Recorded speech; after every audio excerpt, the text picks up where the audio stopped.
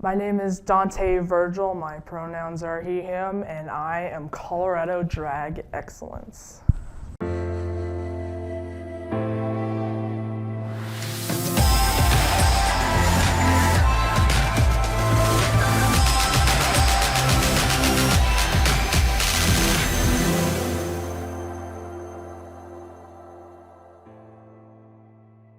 Been roaming around low-key a few years, but it was more like I was introduced through cosplay. And so I only did it here and there at the LGBT Center downtown once in a while. It wasn't until last year of September that I actually started going full swing, so I technically say that's when my start is, so it's been well over a year now. Since I started in 2018? No, 2019, there we go. I think there's like two parts, I think. One is that I get to embody this abnormal, demonic, alien-looking being, and I get to use that into something that people want to see, something that people, enjoy and get entertainment out of. But it's my active art when I actively, paint and I construct my ears or horns or whatever I'm doing. It's healing, it's busy, it keeps me, just wanting to go for more, and I just keep wanting to go back to it. I still have not yet ever thought of stepping back from it at all. I've always been fascinated with demons and horned figures as a kid. I was really obsessed with the Elder Scrolls franchise. And so as I got older, and when I got into cosplaying, of course, the first things that I cosplayed from was Homestuck. Horns, gray face paint, the whole shebang. Well, when I created my drag persona, I was actually in a mythology class.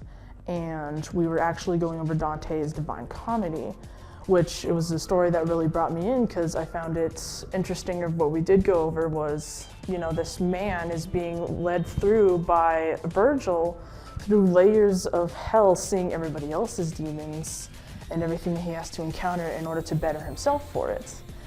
And so originally my first drag name was Pumpkin, but then when I wanted to solidify a persona, I was like, okay, think of something demonic, think of something that's, really interesting. You want it to be memorable and short, but it's still pretty cool and it's out there. But when I was like, Dante Virgil, yeah, that kind of gives demonic vibes, because, and it's kind of funny because some people think of Devil May Cry when they see it, but I don't mind because it's demonic regardless. And of course, I built my own story and whatnot behind Dante, but honestly, that's a pretty lengthy thing, and I'm really into character building. So, but yeah, he's a pretty demonic, it's just there.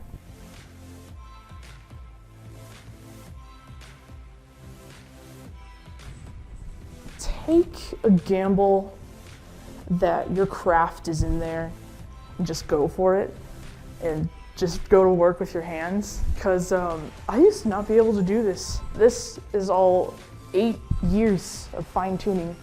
So whether you want to make ears, you want a face, you want lashes, you want this big, luxurious hair, just go for it, and it'll be bad. It'll be bad at first, but eventually you'll really get there. This video is brought to you by one of our fabulous sponsors and partners, AARP. AARP's unwavering commitment to the LGBTQ community reflects their core belief in dignity, worth, and potential of every individual.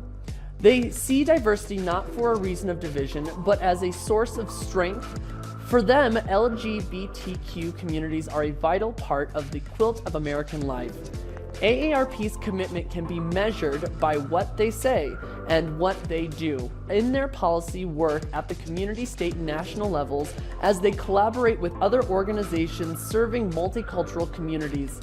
In their role as an employer, as a purchaser of supplies, as an active participant in community events, they are proud to stand with LGBTQ plus members, non-members, allies, and critical stakeholders.